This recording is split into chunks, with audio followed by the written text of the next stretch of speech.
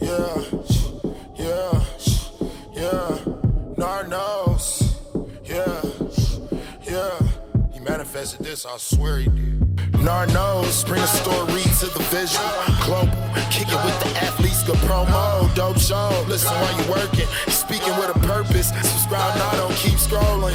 Catch him on the web like Toby. Narnos. Inspire weed like Kobe. Narnos. Mamba mentality potent. From the streets of Detroit to TV, Narnos. Yeah, yeah, Narnos. Yeah,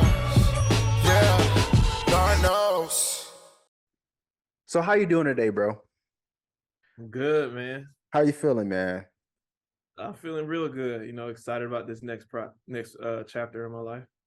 Speaking of chapters, man, we gonna get to where you at now, but let's take it back a notch and kind of go back to where you started, man. Your journey was in 2018 to 2023. You was at Ole Miss. You was a Rebel there, and then you finished out the season here in Utah with the Utah Utes under Kyle Winningham. Man, what was it like to go through that transition, in the transfer portal?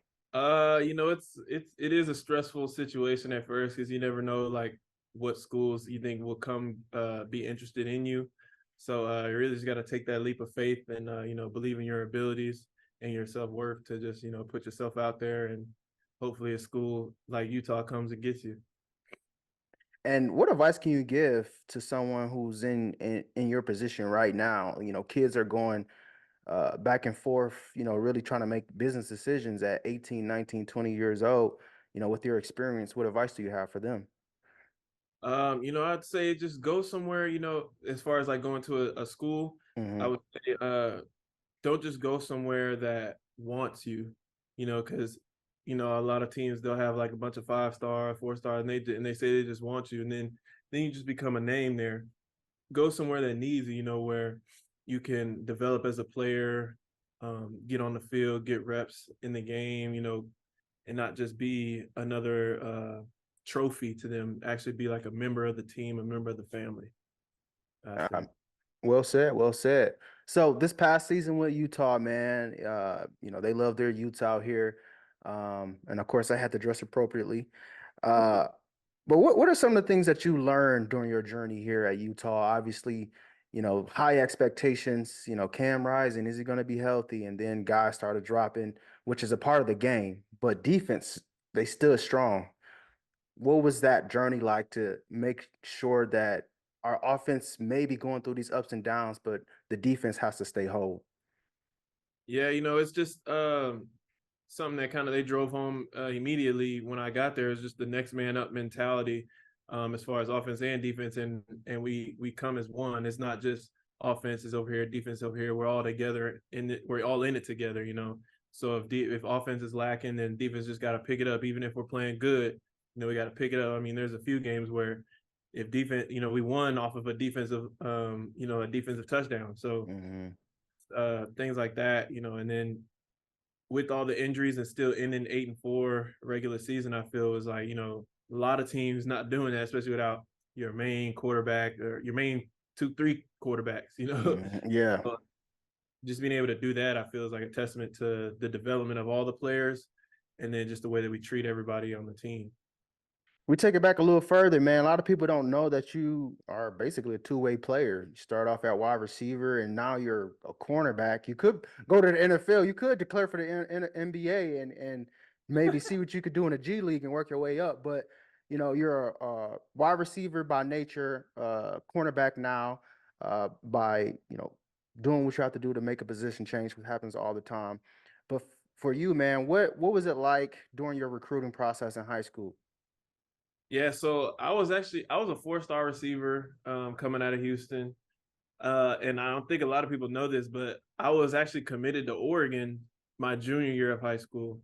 So, and that was back when like Willie Taggart was there. And after he left, I decommitted. Um, then at the time, Ole Miss, they had like a big wide receiver core, AJ Brown, DK Metcalf, DeMarcus Laws, those guys. Mm.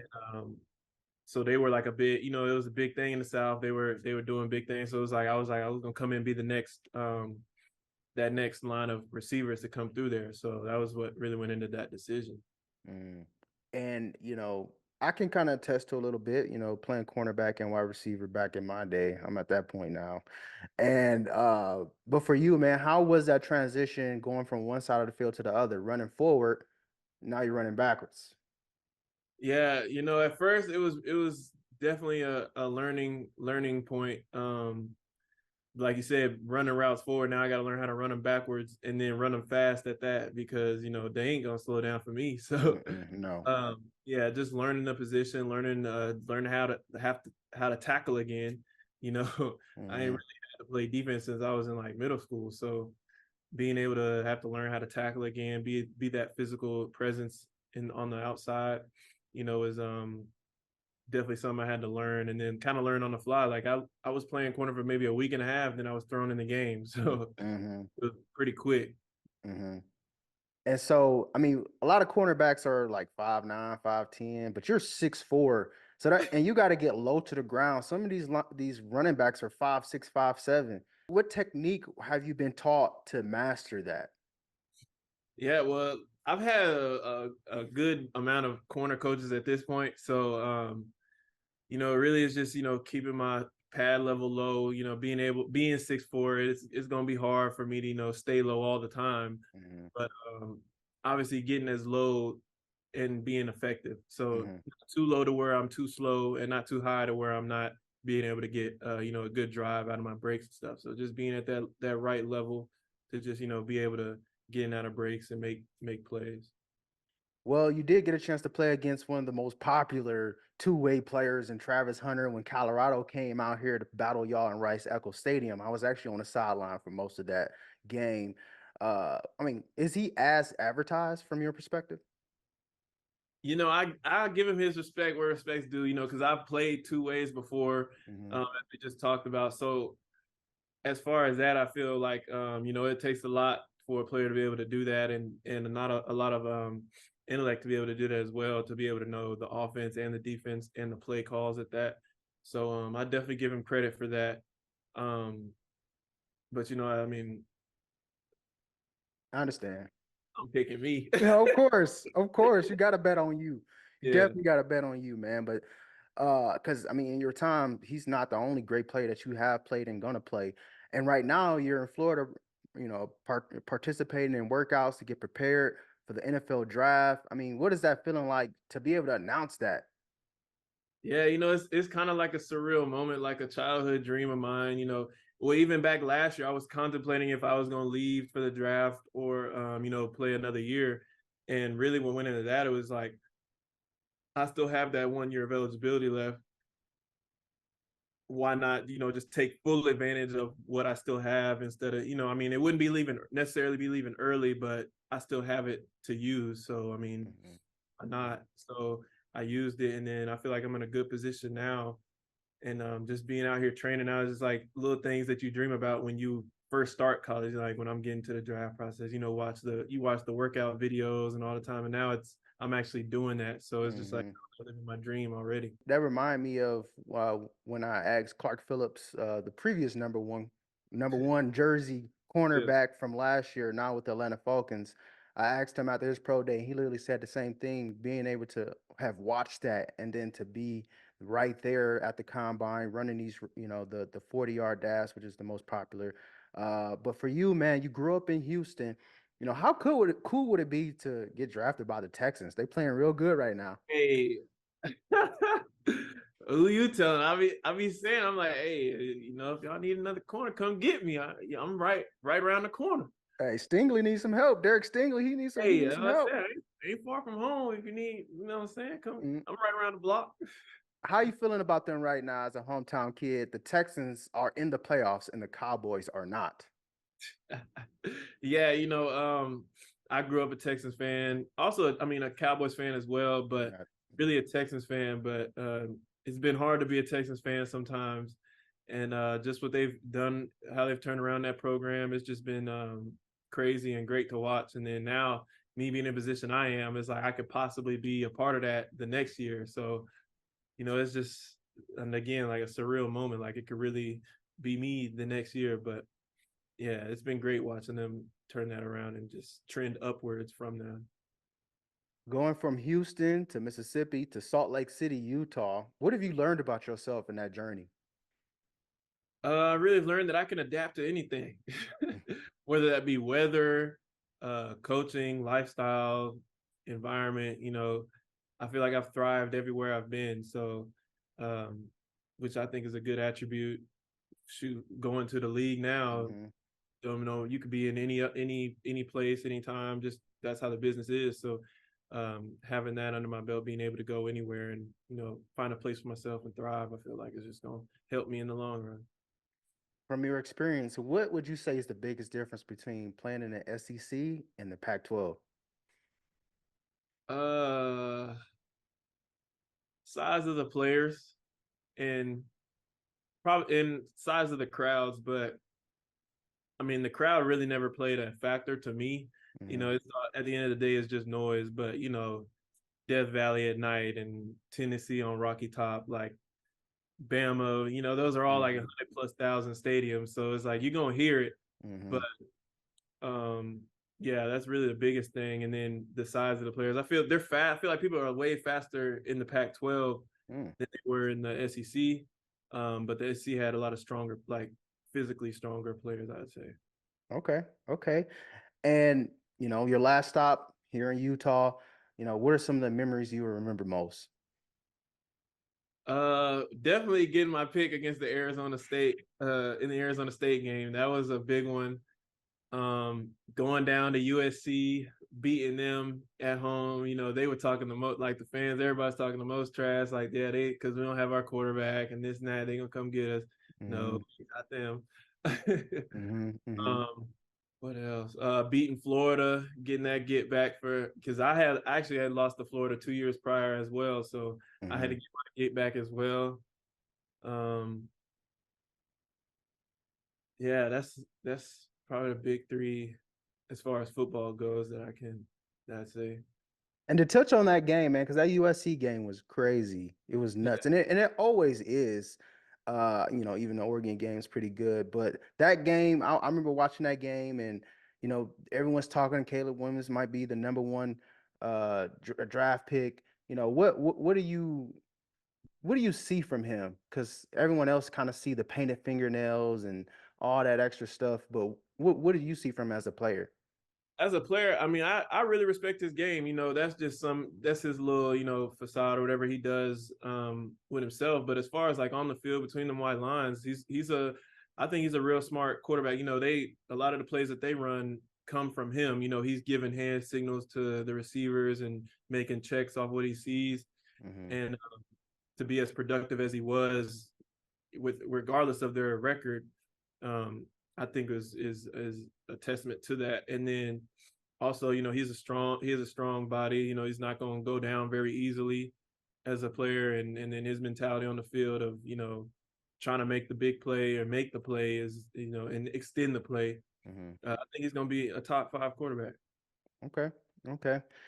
Especially in NFL, I mean, half the league is not playing that well. Like it's a very small few of elite quarterbacks right now, which is good for you. Um, so one thing you definitely have to get used to during this draft process is NFL comps. And so my NFL comp, and you can agree, but after watching, I would say that you're a more athletic Richard Sherman. And obviously the tall comparison is easy, but the great cover skills, a lot of people didn't throw it to Sherman, and so they give him a lot of flack for not having a lot of picks. But when nobody throw it your way, I think that's more respect than catching picks. You know what I'm saying?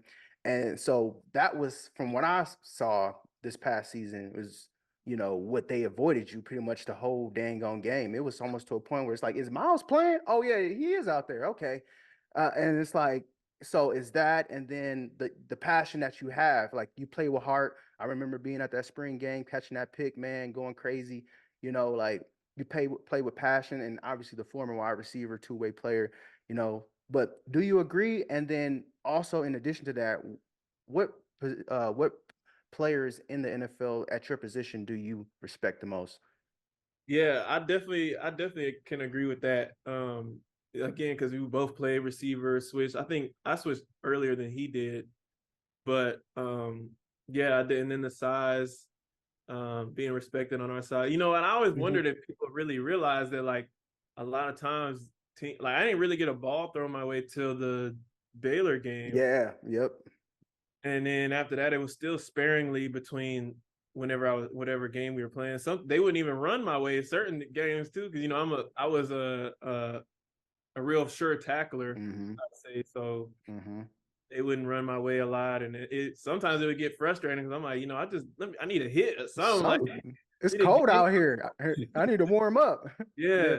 Mm-hmm. So yeah, but players that I watch in the league now is more of like, Jalen Ramsey, Pat Surtain, Tariq Woolen is one I've started to watch more now too, just from the size aspect.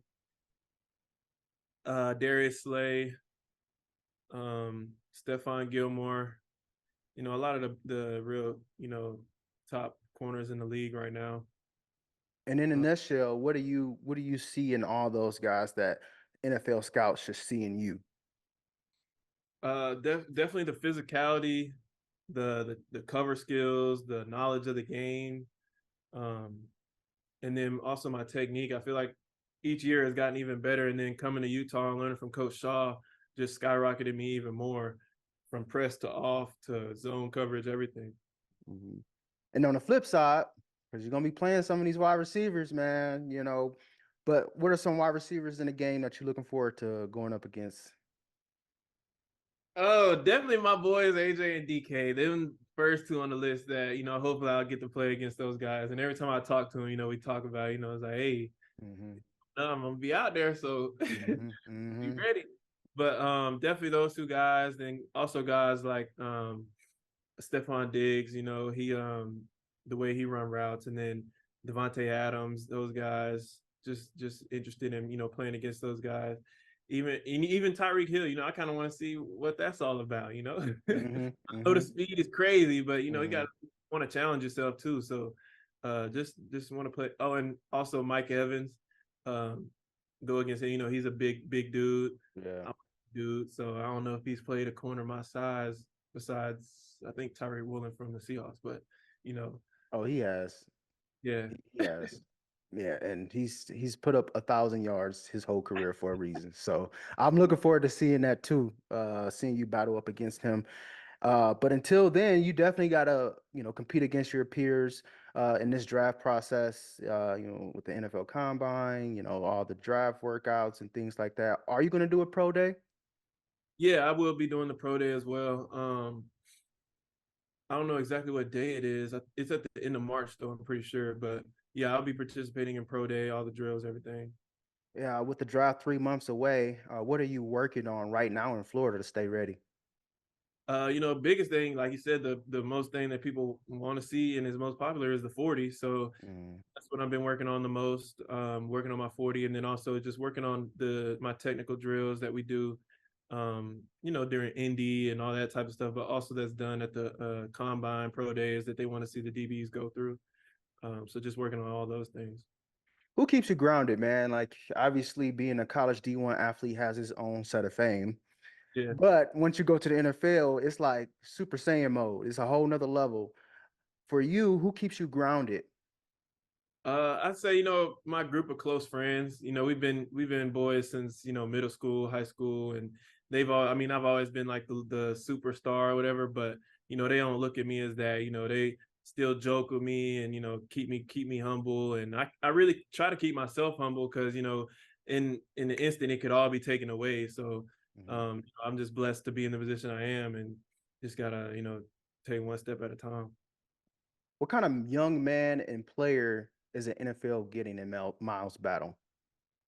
They're getting a young leader. I'd say a young leader, physical, aggressive, competitive leader. I'm a lead by example type guy. But if you need me to talk to, like, I'm also there to talk to the guys too. Like, I could be a big brother, even be a younger, but compared to guys in the league at least. But yeah, definitely that. Last but not least, man, because I definitely appreciate you so much for your time, bro. Anything I left out that you want to touch on, where people who don't know you can get to know you, and where we can find you on social media? I'm a real active guy. I'm all on social media. You'll see me out there, having fun with everything I'm doing. I always say smile is my name with an S in the front. So I try to bring a smile to everybody's face. You can find me on Twitter at Miles Battle 2, the number 2. And then you can find me on Instagram at m.battle6. Yeah, that's about it. So cool to have you on, bro, and I appreciate you, bro. So, and have a blessed draft process, man, and we're gonna be locked in for sure.